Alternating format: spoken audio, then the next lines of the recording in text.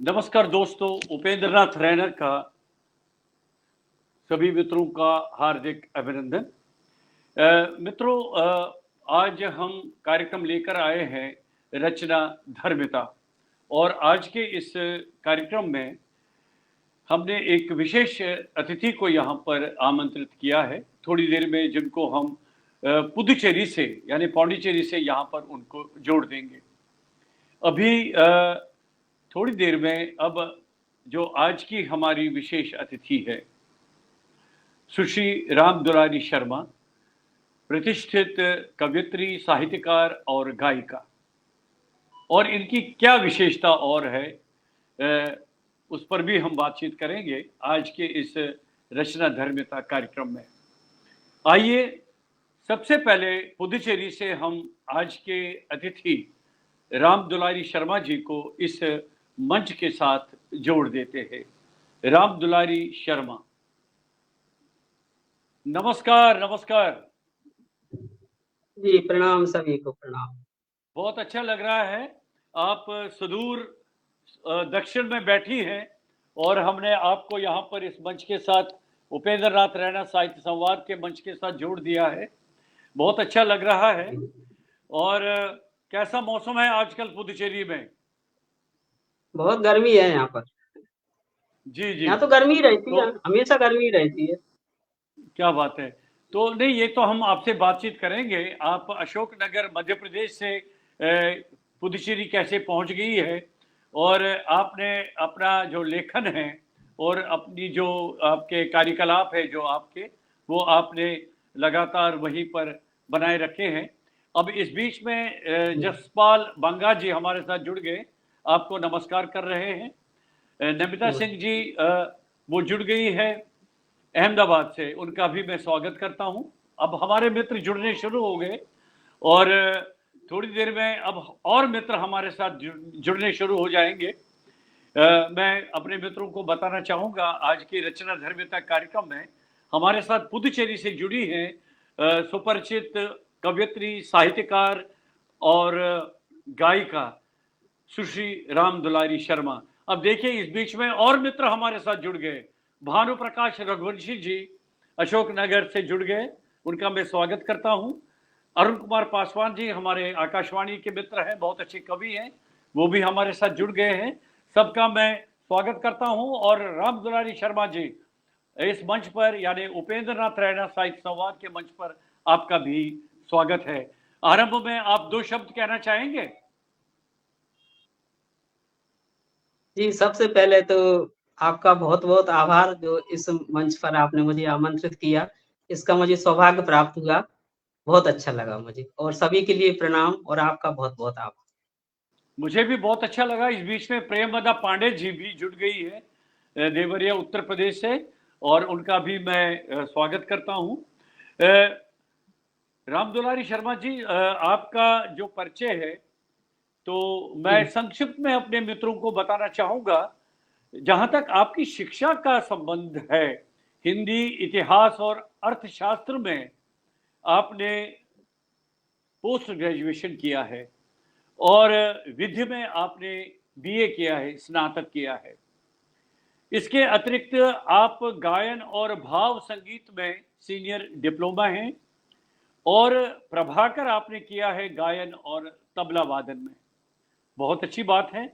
और आपकी कई पुस्तकें प्रकाशित हैं, जिनमें वीणा की झंकार गीतों का संग्रह है, 3 रंगलोक के ये नाट्य संग्रह है आपका, जलियांवाला बाग आपका नाटक है, अपराधी कौन आपका नाट्य संग्रह है, कुछ तो बचा है, अभी भी हाल में ही आपका काव्य संग्रह भी प्रकाशित हो चुका है। मैं आपको बहुत बहुत बधाई दे रहा हूं। इस बीच में कृष्ण दुबे जी हमारे साथ जुड़ गए, बहुत सारे मित्र हमारे साथ जुड़ गए हैं। तो सावन का महीना कल से आरंभ हो गया है।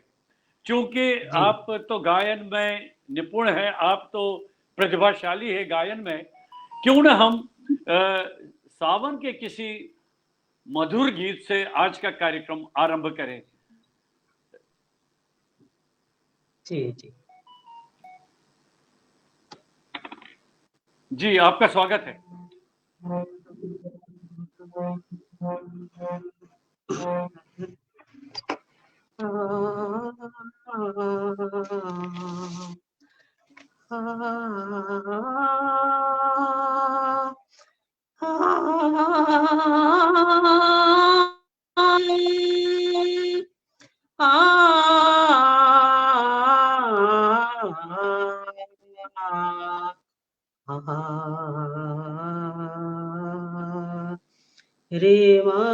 रे सा मारे पा नी धा नी सा सा नी पा मा पा ग म रे सा नी धा नी सा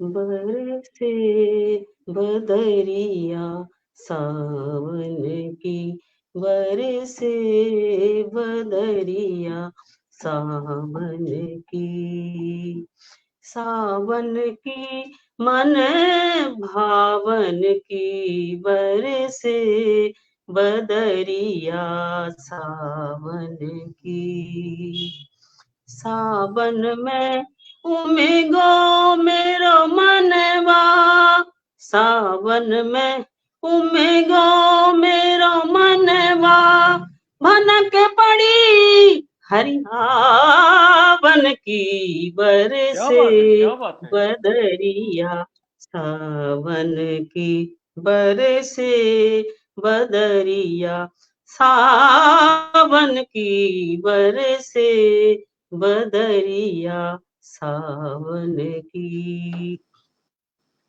उमड़ घुमड़ चहुदिशी से आयो उमड़ घुमड़ चहुदिशी से आयो उमड़ घुमड़ चहुदिशी से आयो उमड़ घुमड़ चहुदिशी से आयो उमड़ घुमड़ चहुदिशी से आयो दमनी दम के सर सावन की बरसे बदरिया सावन की बरसे बदरिया सावन की बरसे बदरिया सावन की नानी नानी बूंदियन में बाबर से नानी नानी बूंदियन में बाबर से मेहबाबर से मेहबाबर से नानी नानी बूंदियन में बाबर से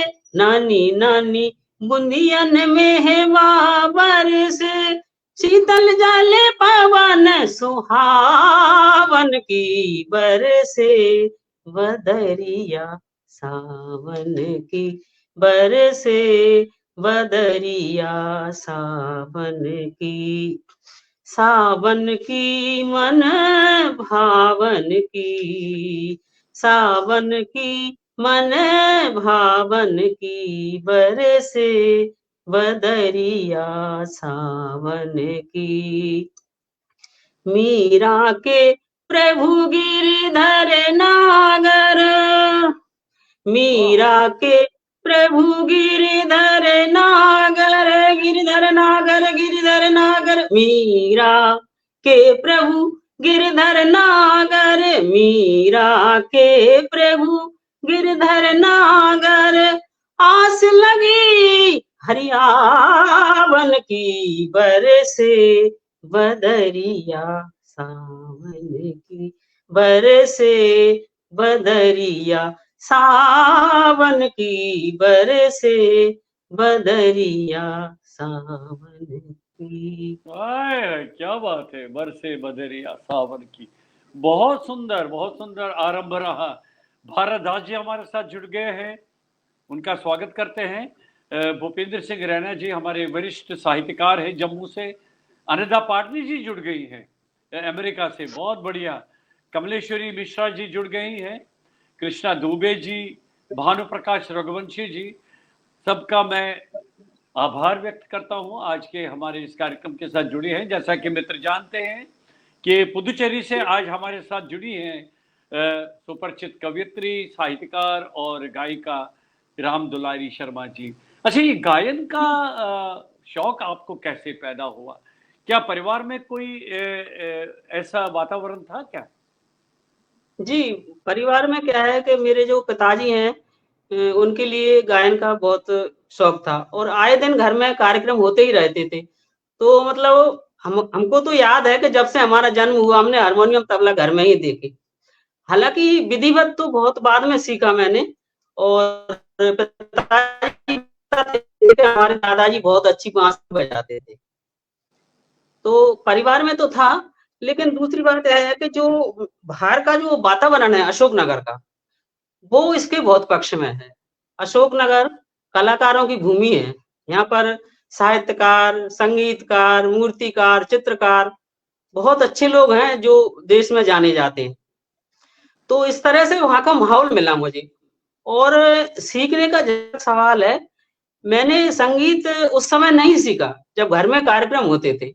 मैंने बहुत बाद में सीखा, मैंने पूरी पढ़ाई कर ली, एमए कर ली, एलएलबी कर ली। उसके बाद क्योंकि जब तक कोई सिखाने वाला नहीं मिले, अच्छा गुरु, जब तक सीख भी नहीं सकते। फिर उन्होंने क्या है, वैसे तो मैं गाती बजाती थी, मतलब शौक था गाने बजाने का और कार्यक्रमों में जाती थी, लेकिन जो विधिवत जो है, सबसे बाद में ही सीखा मैंने।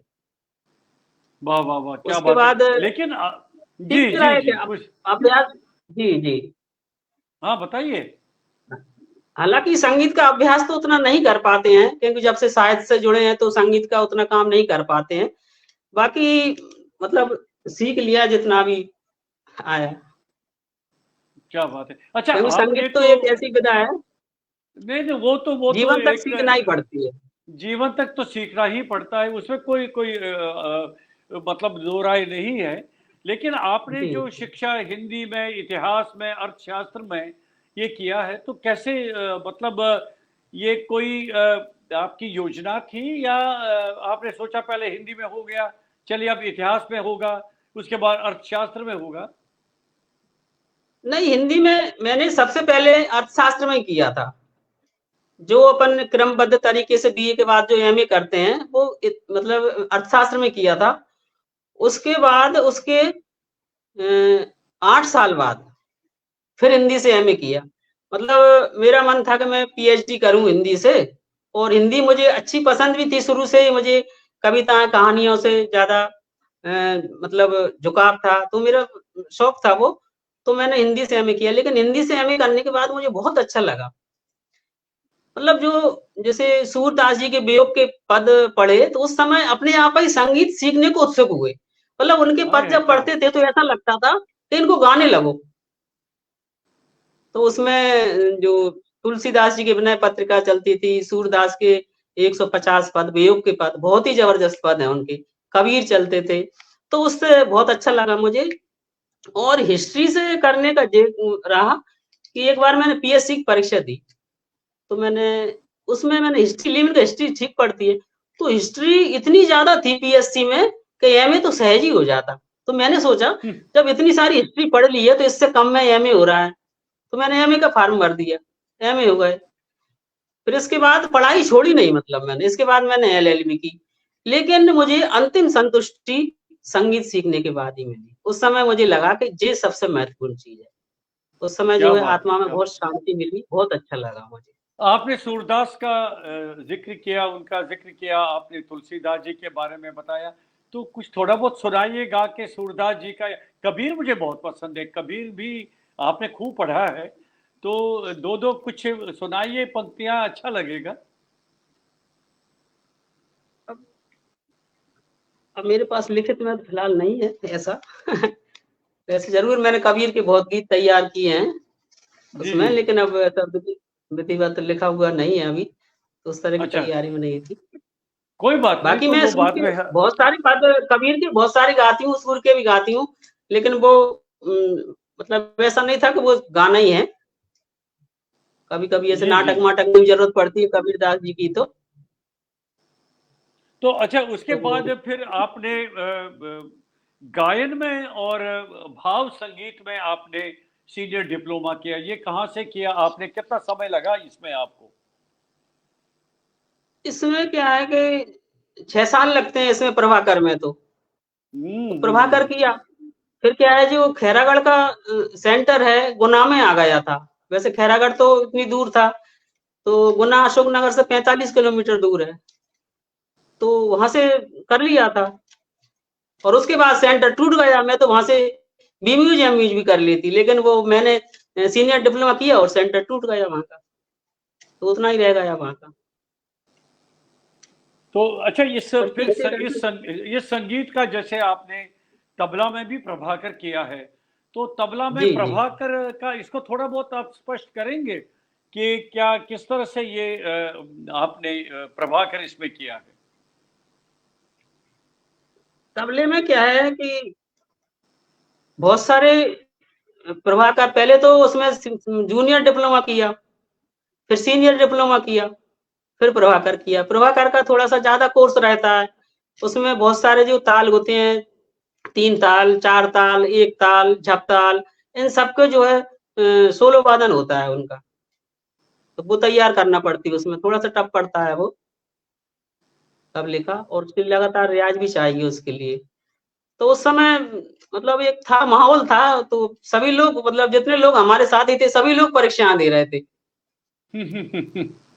हमारे जो गुरु हैं रतन लाल पटेल, अशोकनगर में सभी लोग उन्हीं के स्टूडेंट हैं और बहुत अच्छा वो सिखाते हैं। और उनका सबसे बड़ी बात ये है कि उनका सिखाने का मतलब ये नहीं रहता कि एक व्यावसायिक तरीका नहीं रहता। मैंने उनसे एक बार पूछा कि गुरुजी आप ये बताओ कि आप इतना सिखाते हैं, तो आपकी फीस क्या होगी? तो उन्होंने इतनी अच्छी बात बताई मेरे को कि मेरी फीस यह है कि जिस तरह से मैंने आपको सिखाया, उस तरह से आप भी सोचो कि कम से कम 2 लोगों को आपको जीवन में सिखाना है। क्या बात है, तो क्या मुझे बात है। अच्छा लगेगा। बहुत बढ़िया, बहुत अच्छा, बहुत अच्छा। और चलिए दूसरी हम बात मैंने जी, जी, जी, जी। मैंने पूछा उनसे कि आप ये बता दो कि अब मुझे कितना आने लगा? तो वो मेरे से बोलते हैं कि हाँ, आपको अब समझ में आ गया संगीत क्या होता है और उसे कैसे सीखा जाता है। अब आप सीख सकती हैं। मतलब वो बहुत बारीकी से काम करते थे। बोला आपको बहुत अच्छे समझ में आया, क्योंकि संगीत ही समझने में बहुत टाइम लग जाता है, संगीत है क्या और कैसे सीखा जाता है। सीखना तो अलग बात है। अच्छा, आपका आपका गीतों का संग्रह है वीणा की झंकार, तो ये जी, किस सन में आपका प्रकाशित हुआ था ये संग्रह? ये 2007 में हुआ है। तो इसमें तो क्या केवल गीत हैं और सब यही गीत होंगे ना इसमें? लिपिबद्ध है। लिपिबद्ध है, तो आप कुछ हाँ, गीत तो याद होंगे आपको, आप कुछ सुनाना चाहेंगे इसमें? हाँ, हाँ, सुना। जो सुनाइए, सुनाइए, बहुत अच्छा, क्योंकि आपका चूंकि संगीत का भी बैकग्राउंड है और साथ में आपने गीतों की भी रचना की है, तो जी, आपकी इच्छा है तो आप थोड़ा सा अगर गाकर सुनाएंगे कुछ गीत, अच्छा लगेगा। जी। उसी संग्रह का एक गीत सुनाती हूँ आपको। जी, जी, आपका स्वागत है। आखिर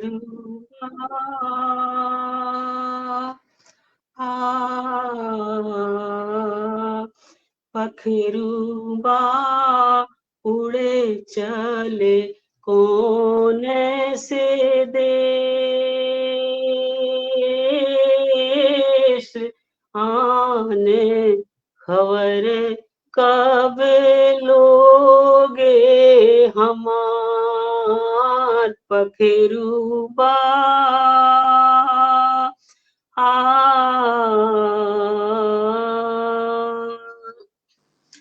पल क्षण जीवन बीता जाए, पल क्या बात है। क्षण जीवन बीता जाए, बीत कर समय लौट ना, सूरज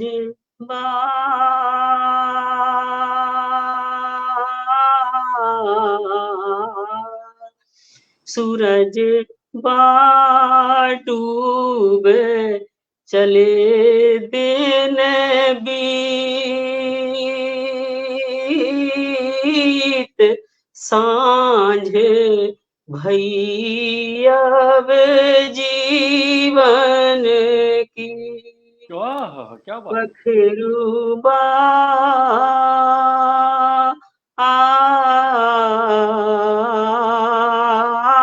पखरूबा उड़े चले कौन से देश,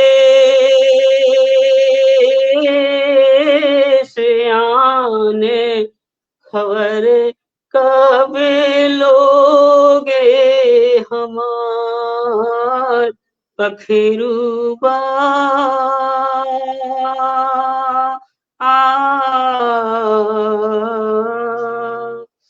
राह में साथी न कोई मीत, राह में साथी न कोई मीत, जगत का सूना हुआ संगी, वाह वाह वाह, क्या बात है।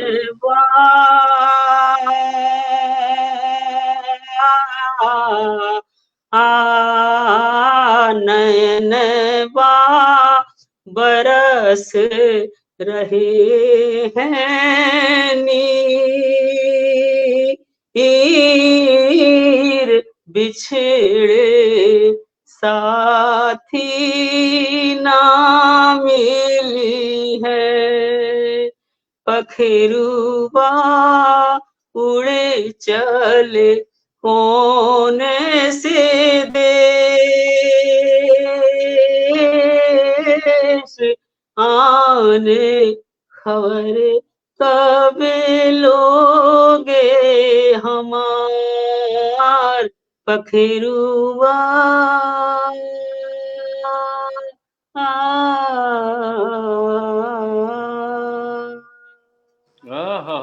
क्या बात है, क्या बात है, क्या बात है, बहुत सुंदर, बहुत सुंदर।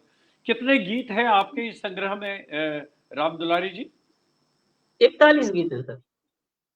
क्या बात है। तो आपने बहुत सारे गीतों को संगीतबद्ध भी किया होगा, और अलग अलग कार्यक्रमों में इनकी प्रस्तुति हुई है क्या? हाँ, प्रस्तुति गाए हैं कुछ लोगों ने, गाते हैं। उसमें स्वरबद्ध है ना, जो उसको हारमोनियम पे बजा लेते हैं उनको मिल जाता है, मतलब धुन मिल जाती है तो वो गा लेते हैं, जी जी, वीणा की झंकार। क्या बात है, बहुत बढ़िया। अच्छा, आपने तो नाटक भी बहुत सारे लिखे हैं जो मैं देख रहा था। जी तीन जी रंग लोक के है आपका, जलियांवाला बाग है, अपराधी कौन। तो इस तरह से जो आपके नाटक है, जैसे कि मुझे ज्ञात है, क्या आपने उन नाटकों में कुछ गीतों का भी सम्मिश्रण किया है? तो क्या जी जी उसका बैकग्राउंड क्या है, उसके बारे में बताएंगे आप? जी, नाटकों में गीत इसलिए आ जाते हैं क्योंकि जहाँ हम किसी भी भावना को व्यक्त करने में हमारे शब्द कमजोर पड़ते हैं। जहाँ क्या हम बात किसी है। चीज को जैसे कोई वेदना है, उसको हम व्यक्त करने के लिए बहुत सारे शब्दों को ला रहे हैं, लेकिन वो वेदना व्यक्त हो ही नहीं रही है। तो उसके लिए एक स्वर है, स्वर में वो चीज बह जाती है। तो मेरे सभी नाटकों में कभी 6, किसी में 7 ऐसे गीत हैं और सभी को मैंने मतलब कंपोज भी किया है, पूरे गीतों। तो इन नाटकों का मंचीकरण भी हुआ है, इनको प्रस्तुत भी किया गया है? हाँ, 3 रंग लोक के है, जलियांवाला बाग है।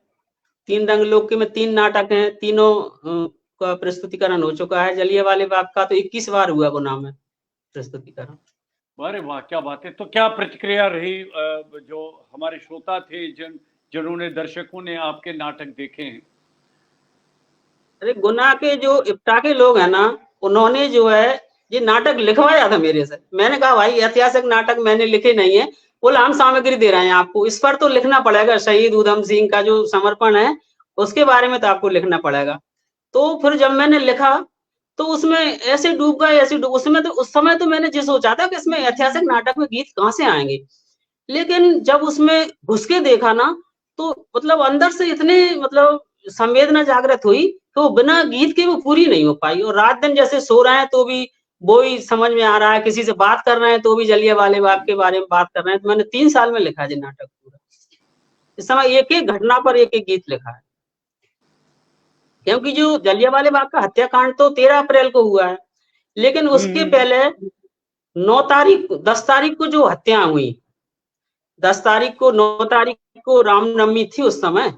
तो रामनवमी के जुलूस में हिंदू मुस्लिमों की एकता को देखकर जो वहां का राज सचिव था लॉर्ड जेटलैंड, उसने सोचा अब तो मुश्किल है इनकी एकता है, अब तो जो है इनके जो नेताओं को गिरफ्तार करना पड़ेगी। सैफुद्दीन किचलू और डॉक्टर सत्यपाल दोनों गिरफ्तार कर लिया।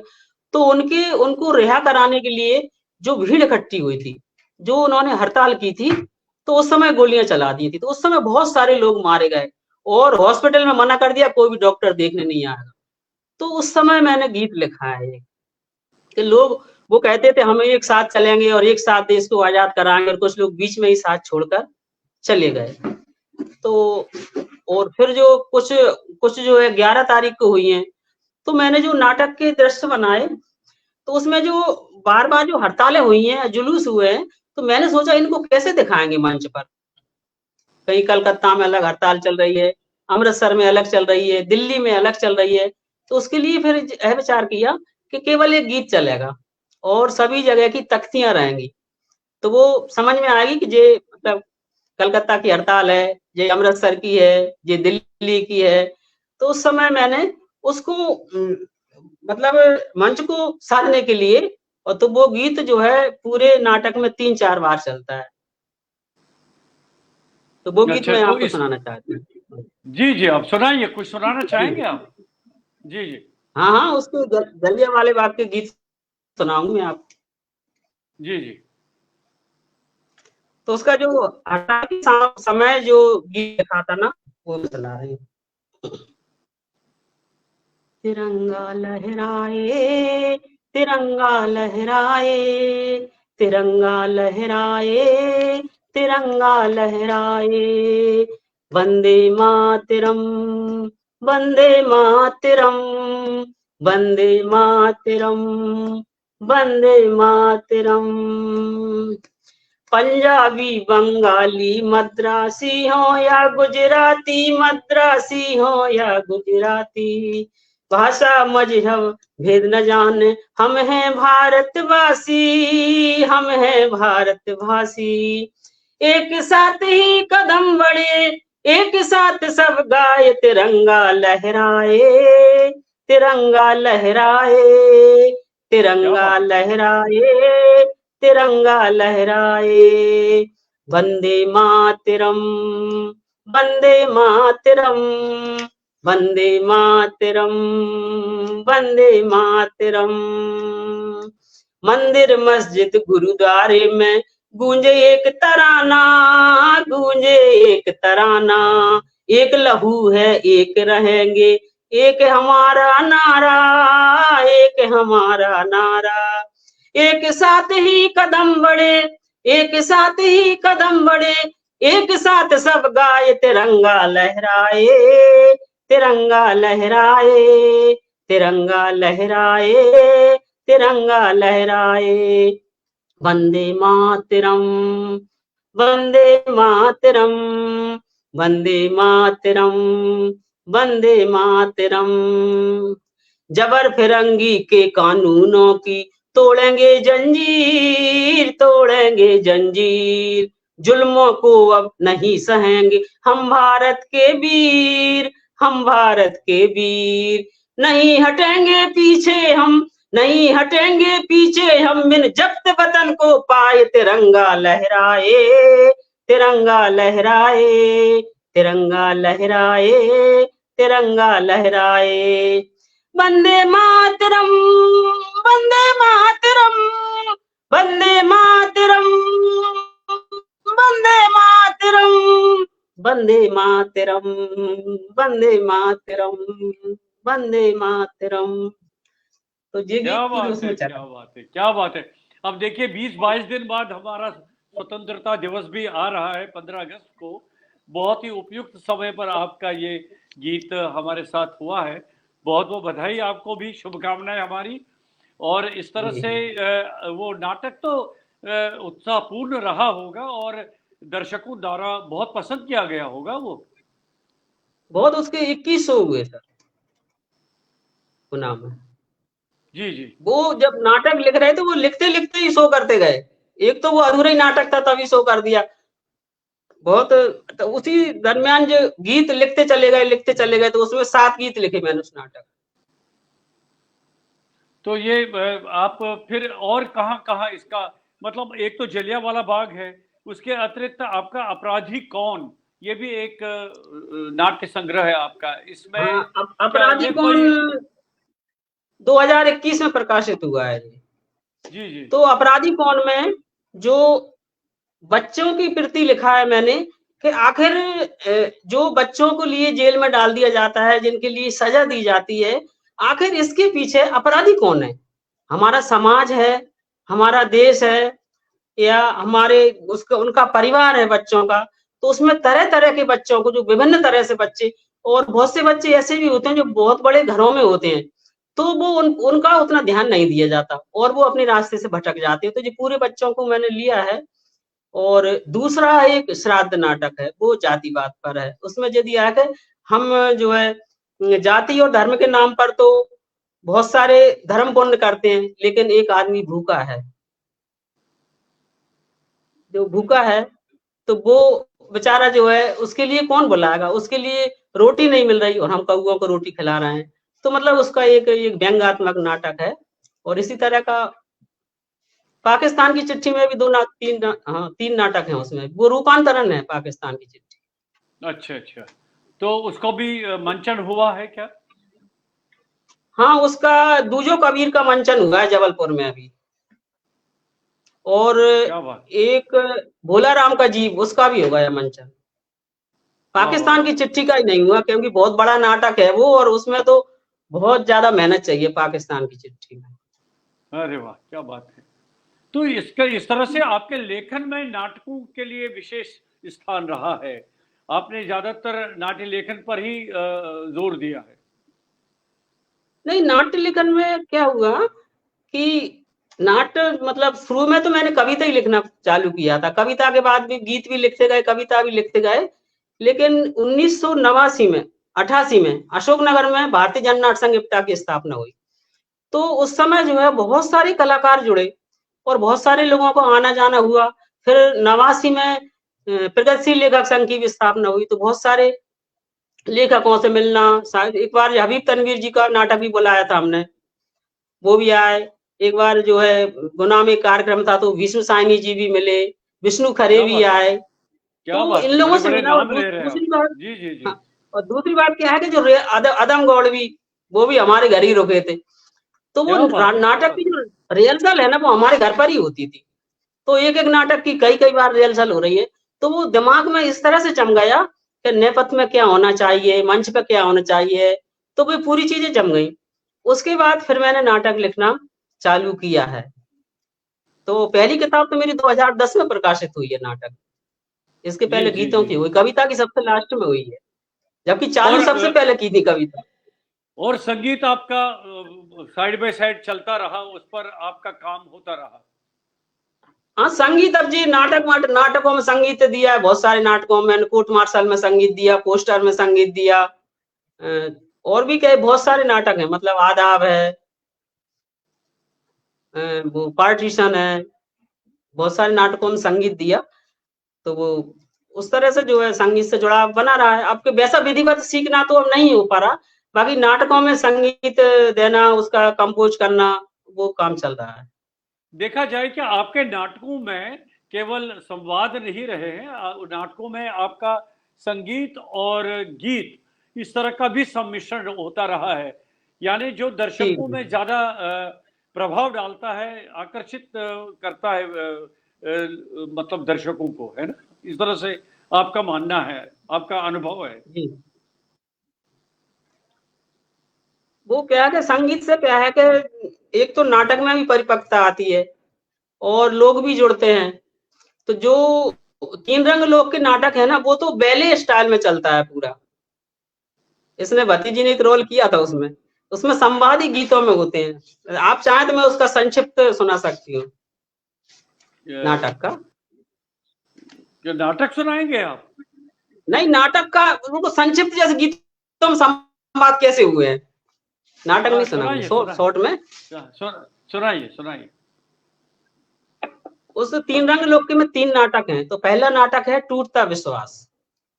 तो टूटता विश्वास में मतलब यह बताया है कि चिड़ियों के माध्यम से, चिड़िया मतलब एक निम्न वर्ग के लोग हैं, और राजा मतलब राजा ही है। तो चिड़िया का घोंसला राजा के पेड़ के पास होता है। राजा को उससे डिस्टर्ब होता है, लोग बाग समझाते हैं, मतलब वो दृश्यों में बहुत लंबा चौड़ा है, वो पेड़ कटवा देता है। तो वो चिड़िया ये सोचती है कि राजा तो सबका रक्षक होता है, यदि उसने पेड़ कटवाया है तो मेरे बच्चों को भी सुरक्षित रखा होगा। राजा ऐसा हो ही नहीं सकता, पूरी प्रजा उसकी संतान होती है, उसे पूरा विश्वास रहता है। वो सोचती है कि इसका किससे पता करूं। बोला दासी सबसे महत्वपूर्ण रहेगी, क्योंकि दासी राजा के घर रहती है और हमारी भी दोस्ती है, क्योंकि वो हमारे लिए दाना पानी खिलाती है।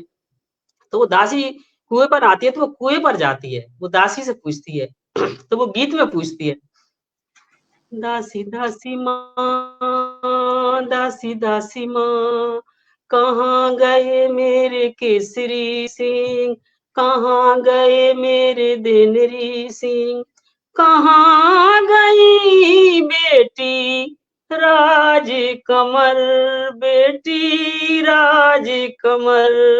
क्या दासी बात है, दासी क्या बात। माँ, दासी दासी माँ, दासी दासी माँ, दासी दासी माँ।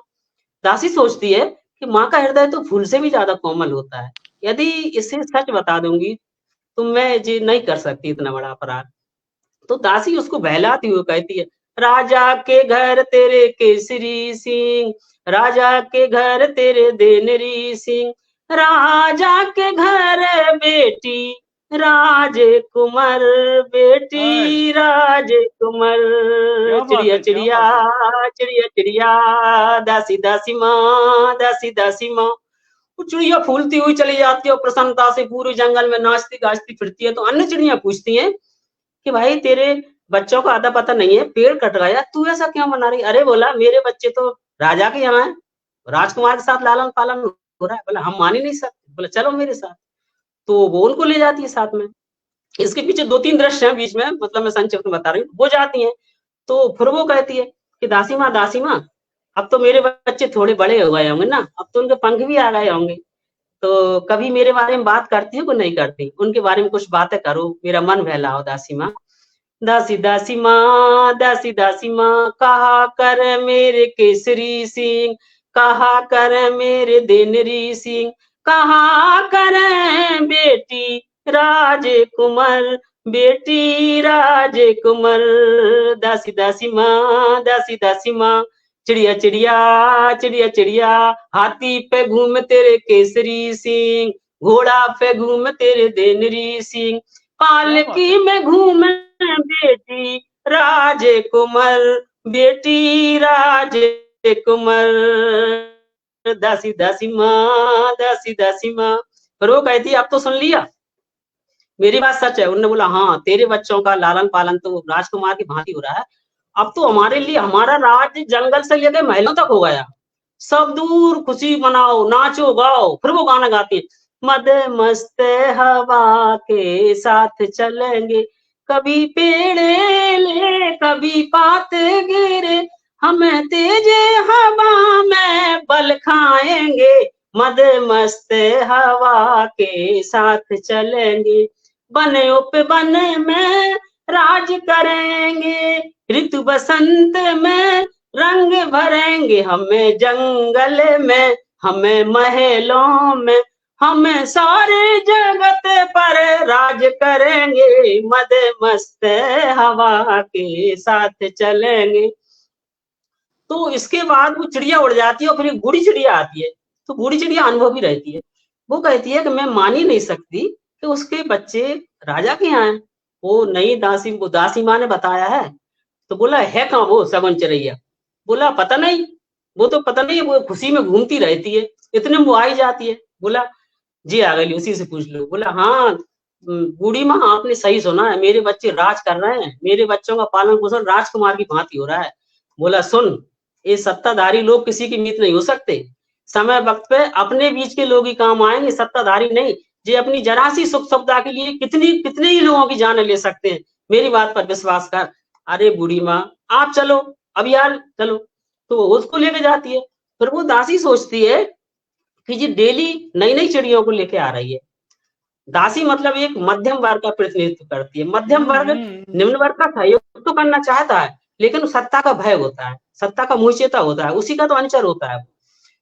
तो वो कहती है कि अब तो जो है कहीं राजा तक खबर पहुंच गई तो बड़ी मुश्किल होगी, अब क्या करें? तो वो जाती है, दासी माँ मेरे बच्चों से एक बार मिलवा दे बस मैं फिर देख कर आ जाऊंगी। एक माँ के लिए क्या चाहिए? माँ के लिए यही चाहिए कि बच्चे कहीं भी रहें, सुखी रहें, खुश रहें और मुझे कुछ नहीं चाहिए। बस कब मिलेंगे मुझे बता दो। आज चुप क्यों हो दासी माँ? आप बोल क्यों नहीं रहे दासी माँ? फिर बोलती हूँ, दासी दासी माँ, दासी दासी माँ, कब मिलेंगे मेरे केसरी सिंह, कब मिलेंगे मेरे दिनरी सिंह, कब ही मिलेंगी बेटी राज कमर, बेटी राज कमर, दासी दासी माँ, दासी दासी माँ। दासी बहुत हिम्मत बांधकर एक आलाप लेती है। सुन बन चिड़िया,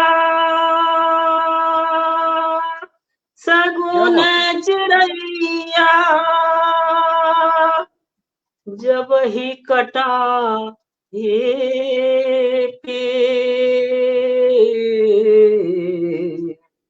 जब ही कटा एक तवही मरे तेरे केसरी सिंह, तवही मरे तेरे दिलरी सिंह, तवही मरी बेटी राज कमर, बेटी राज कमर। वो चिड़िया के जमीन पर गिर जाती है और कहती है, दासी माँ आपने अभी तक क्यों छुपाया? मेरे बच्चों को कहाँ कहाँ कितनी लगी होगी? बूढ़ी माँ आपने सच, मतलब सच कहा था, इसका नहीं होते। हे पापी राजा, मेरी दुखी आत्मा तुझे कभी क्षमा नहीं करेगी, कभी क्षमा नहीं करेगी, कभी क्षमा नहीं करेगी। और वहीं सिर पटक कर चिड़िया जान दे देती है। पूरी चिड़िया उसे उठाती हैं। वो सोचती हैं कि कुछ ऐसा ही होगा यार। बूढ़ी चिड़िया कहती है अब वो कभी नहीं उठेगी, लेकिन अब हम नहीं बैठेंगे, उठो सब एक साथ उठो। पूरी चिड़िया हाथ उठाकर खड़ी हो जाती हैं। फिर वो एक गीत गाती है, यह नाटक का एंड होता है। हमें अगर हर जुल्म को चुपचाप सहते जाएंगे, कातिलों के हौसले दिन रात बढ़ते जाएंगे, उनके जहरीले फनों को अब न उठने देंगे हम, बेगुनाहों का लहू हरगिज न बहने देंगे हम, तोड़ देंगे सब सिकंजे, ध्वंस कर देंगे किले, ध्वंस कर देंगे किले, हाथ में लेकर मशाल एक होकर हम चले, खूनी से हासन हिलेंगे आज एक आवाज से, दिग्विजय की घोषणा सामंतियों के राज से, सामंतियों के राज से। यह नाटक का एंड होता है।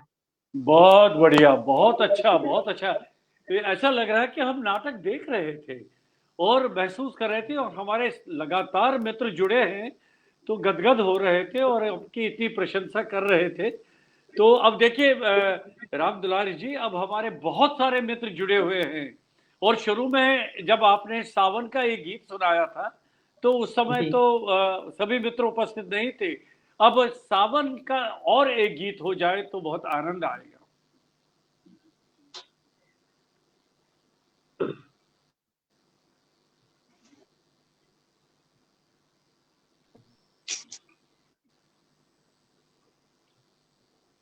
बदरिया बरस पिया जी के देश, बदरिया बरस पिया जी के देश, जो तू बदरिया बरसन जाने, जो तू बदरिया बरसन जाने, बरसन जाने, सन जान बरस जा सावरिया के देश, क्या बरस बात है, क्या बात है। जा सावरिया के देश, बदरिया बरस पिया जी के देश, राधा जी भीजे रंग महल में, राधा जी भीजे रंग महल में, रंग महल में, रंग महल में, राधा जी भीजे रंग महल में, साबरारा भीजे परदेश, बदरिया बदरिया बरस पिया जी के देश, बदरिया बरस पिया जी के देश। जो तू बदरिया बरसन जाने, जो तू बदरिया बरसन जाने, बरसन जाने, बरसन जाने, बरस जा सावरिया के देश, बदरिया बरस पिया जी के देश।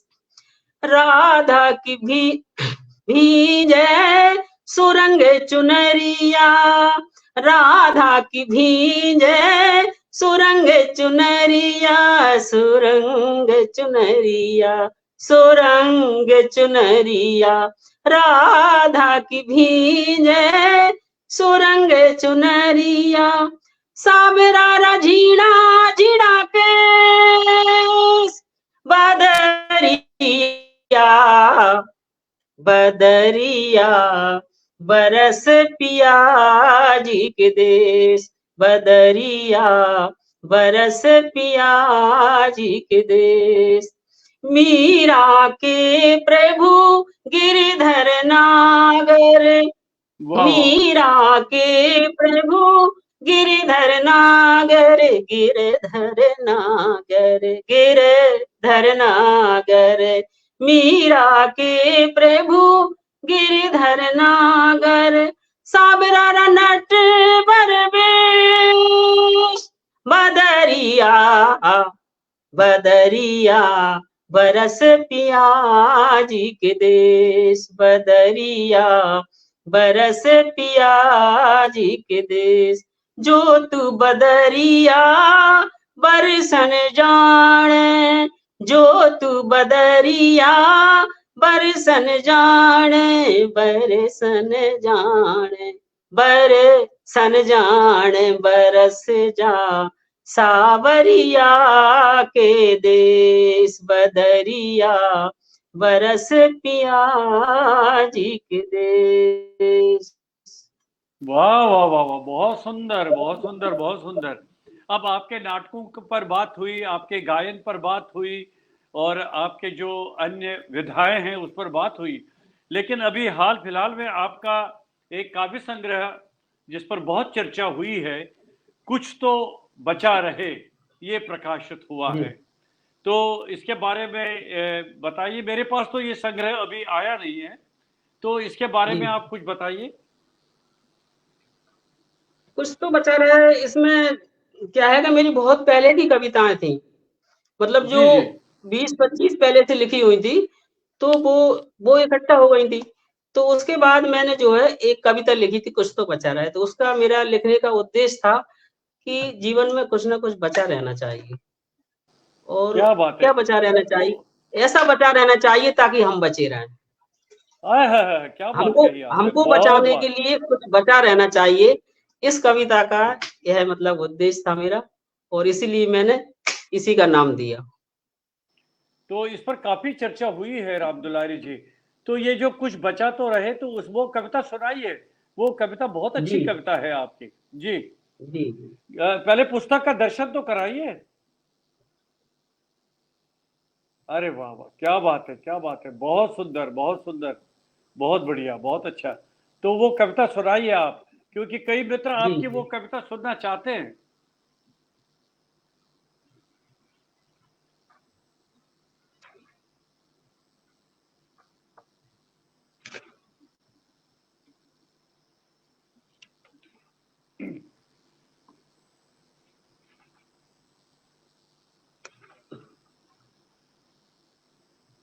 कुछ जी तो आपका बचा रहे। स्वागत।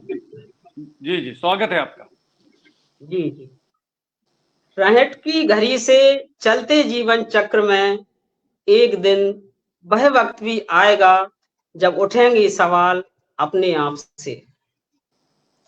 रहट की घड़ी से चलते जीवन चक्र में एक दिन वह वक्त भी आएगा जब उठेंगे सवाल अपने आप से। खुद को साबुत बचाए रखने के लिए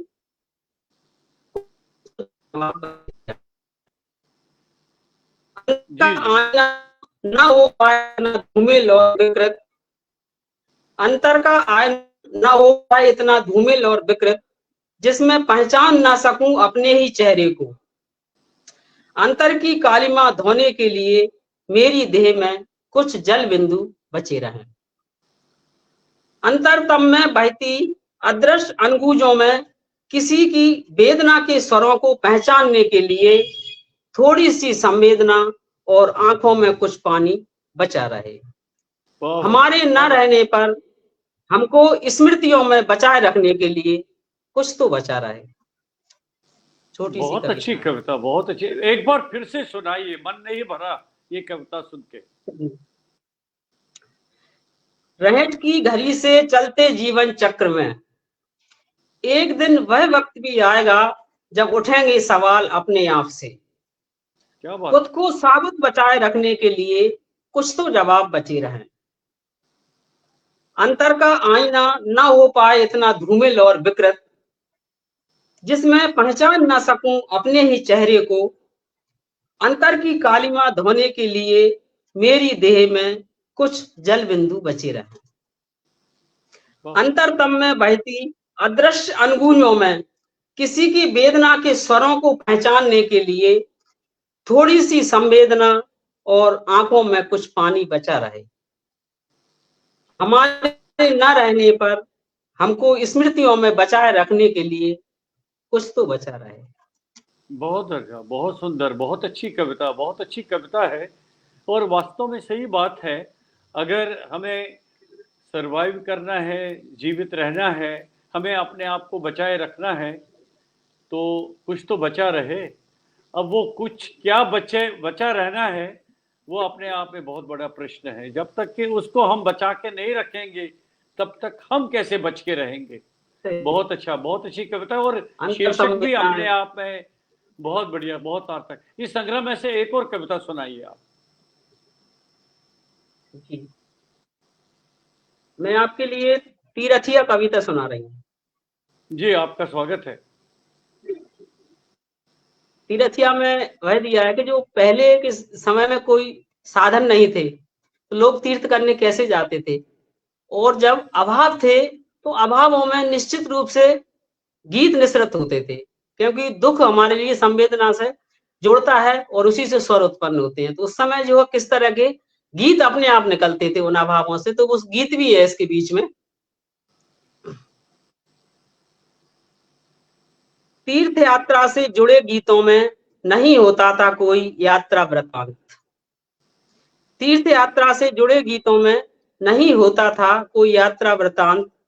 तीर्थ करने का एक स्वप्न धरती पर चांद उतारने जैसा असंभव प्रतीत होता था। तमाम कठिनाइयों से गुजरते दुर्गम रास्तों में अपने कंधों पर खाने पीने से लेकर रात्रि विश्राम तक का सामान लादे हुए चल पड़ती थी पैदल ही यात्रा की ओर तीर्थियों की टोलियां। इनमें से कितने लोग और कब तक पहुंच पाएंगे, कौन लौट पाएगा अपने गांव, कोई नहीं जानता था। अनिश्चितताओं के बीच तीर्थियों की विदाई के क्षण भावुक कर देने वाले होते थे।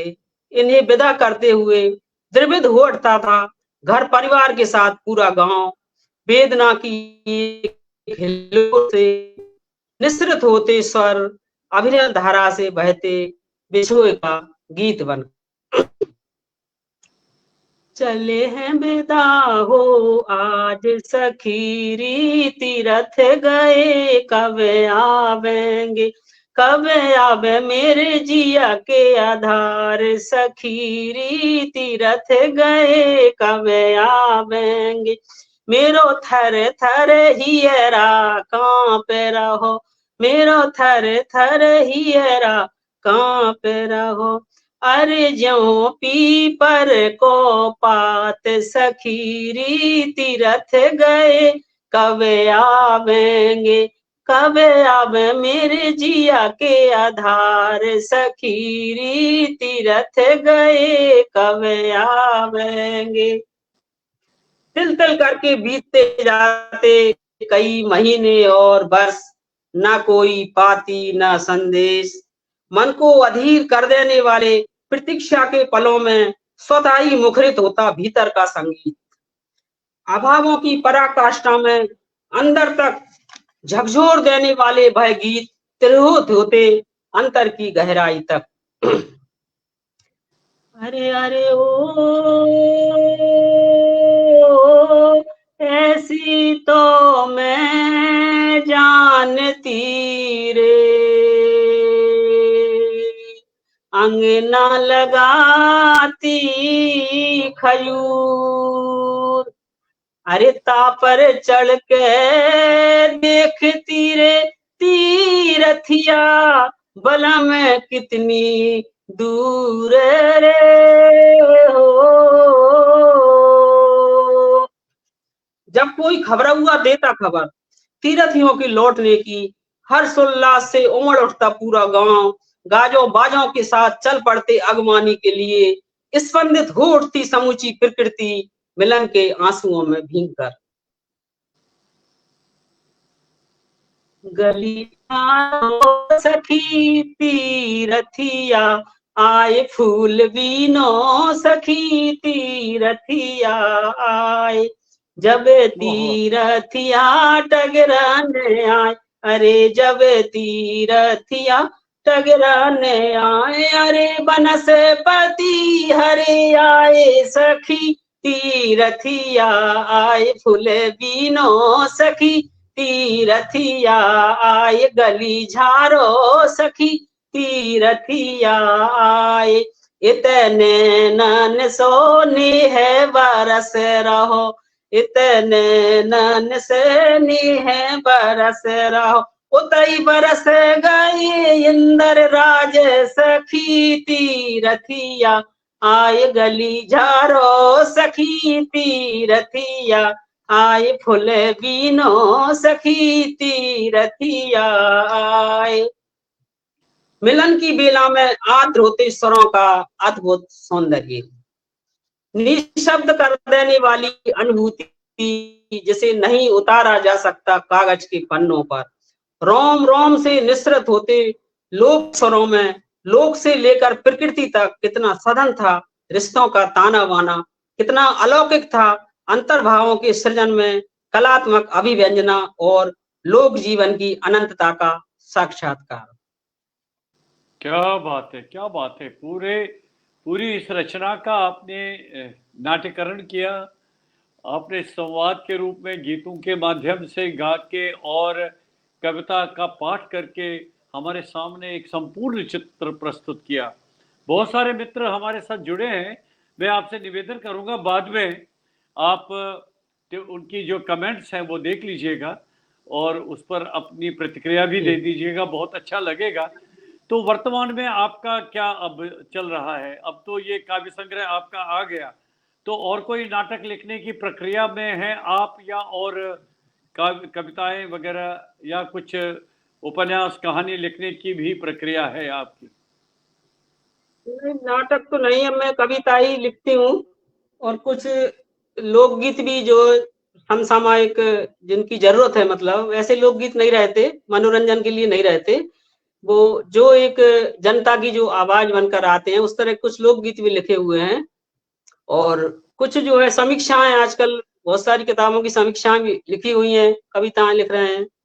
बाकी यहाँ पांडिचेरी में शांति अच्छी है लिखने पढ़ने के हिसाब से, हाँ, क्योंकि तो यहाँ आपका काम हो जाता आपकी है। आपकी जो बहुआयामी प्रतिभा है, इसका एक और पक्ष भी बहुत ही सबल पक्ष है, वो है समीक्षक के रूप में। आपने बहुत अच्छी कुछ समीक्षाएं लिखी हैं, मैंने पढ़ी है, और उसमें भी आप बहुत सक्रिय हैं, तो उसके लिए भी आप समय निकालती हैं। अब यहाँ मिल जाता है, यहाँ तो समय का मतलब पढ़ते रहते हैं, बाकी जी, अशोकनगर में उतना समय नहीं मिल पाता। तो अब क्या विचार है आपका? और कोई नाटक लिखने का मन है अभी आपका, किसी विषय पर जो अभी नहीं नाटक तो अछूता आपको? जी जी। नहीं नाटक तो अब बहुत, मतलब नाटक को तो मन नहीं है, बहुत मेहनत होती है नाटक में तो। उस समय कर ली, अच्छा, मतलब 12-13 नाटक लिख दिए मैंने, जी जी। तो अब अच्छा अच्छा, केवल देखो कविताएं रह मैं गई उस चक्कर में। कविताएं अभी है, लेकिन मेरी एक जो और जिज्ञासा है, आप चूंकि जी संगीत में बहुत आपका काम हुआ है, तबला वादन में आपका रहा है, या आपने गायन में आपकी विशेषता है, तो उसमें कुछ कार्यक्रम इत्यादि दिए होंगे आपने, आकाशवाणी या दूरदर्शन से आपने कार्यक्रमों का वहाँ दिया होगा, मतलब भाग लिया होगा आपने? आकाशवाणी पर कविता कविता पाठ हुआ है पुनः आकाशवाणी से, और दूरदर्शन पर एक बार वो जो रेड रिबन एक्सप्रेस आई थी ना, तो उन्होंने जो है एड्स के ऊपर गीत लिखने का बोला था, तो मैंने 7 गीत लिखे थे उस समय एड्स के ऊपर, लोकगीत। उन्होंने बोला हमारे यहाँ का जो जनता है वो उसको लिए लोक भाषा ही चाहिए ताकि वो समझ सकें, सावधान हो सकें। तो उसमें से 2 गीतों की प्रस्तुति हमने दूरदर्शन पर की थी, लोकगीतों की, जो एड्स के ऊपर गीत लिखे थे। कुछ पानी के ऊपर गीत भी लिखे। इसके बाद वो मेघा पाटकर जी आई थी उस समय, तो उन्होंने बोला पानी पर गीत लिखो, पानी की समस्या पर, तो उस पर भी गीत लिखे मैंने। पानी की समस्या पर, तो पानी की समस्या पर जो गीत है वो थोड़ा बहुत सुनाइए। पानी एक ऐसा विषय है ना जो हर एक के जीवन के साथ जुड़ा हुआ है।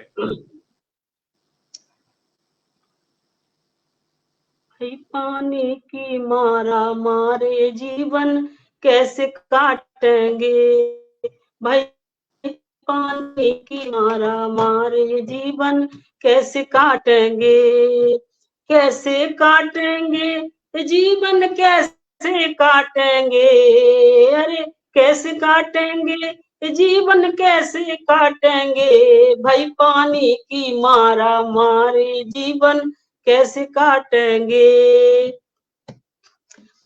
सूखे कुआं बावड़ी सूखे सूख गए सब ताल, सूखे कुआं बावड़ी सूखे सूख गए सब ताल, ट्यूबवेल चल चल कर हारे नल हो गए बेकार, भाई पानी की मारा मारे जीवन कैसे काटेंगे, भाई पानी की मारा मारे जीवन कैसे काटेंगे। झोरे ताल तलैया सूखे सूखा की भाई मार, झोरे ताल तलैया सूखे सूखा की भाई मार, सिंध नदी के नाम बड़े थे टूट गई जलधार, भाई पानी की मारा मारे जीवन कैसे काटेंगे, कैसे काटेंगे दोपहरी कैसे काटेंगे, भाई पानी की मारा मारे जीवन कैसे काटेंगे।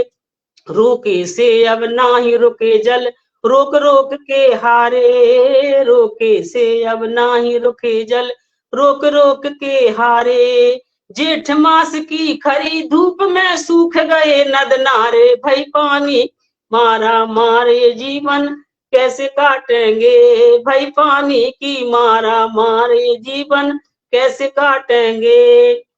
नेतन के जब करे निहोरे स्वीकृत भय कछुताल, नेतन के जब करे निहोरे स्वीकृत भय कछुताल, अरे जब तक बनी योजना तब तक बदल गई सरकार, भाई पानी की मारा मारे जीवन कैसे काटेंगे, कैसे काटेंगे जीवन कैसे काटेंगे, अरे कैसे काटेंगे दोपहरी कैसे काटेंगे, भाई पानी की मारा मारे जीवन कैसे काटेंगे, ये जीवन कैसे काटेंगे, ये जीवन कैसे काटेंगे।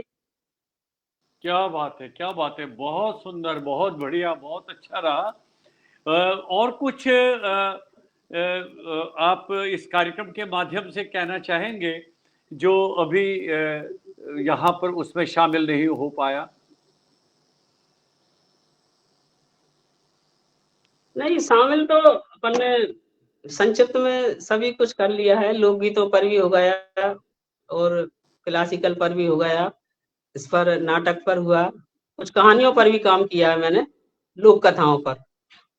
लोक कथाएं जो सुनी हुई थी उनको मैंने अपने तरीके से लिखा है, तो 18 कहानियों का एक संग्रह है। क्या बात है, कहानियों का संग्रह। तो उसके बाद कहानियों पे काम और भी कहानियां लिखी हुई हैं। बाकी मेरा क्या है, गीत में और इसमें कविता में, मतलब कुछ भी लिखो, मेरी कहानियों में भी गीत आ गए हैं।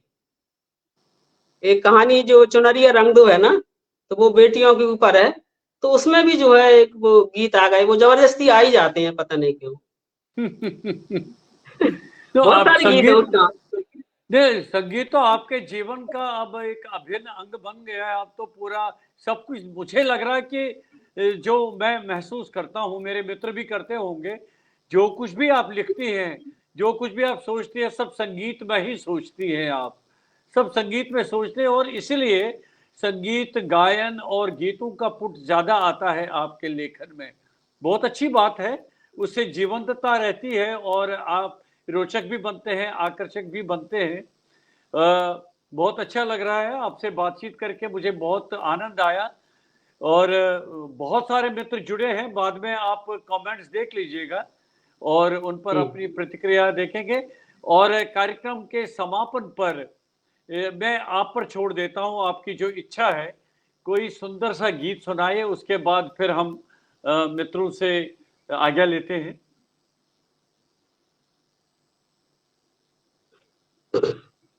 तो मैं गीत एक नाटक का ही गीत सुनाती हूँ, जलियांवाले बाग का।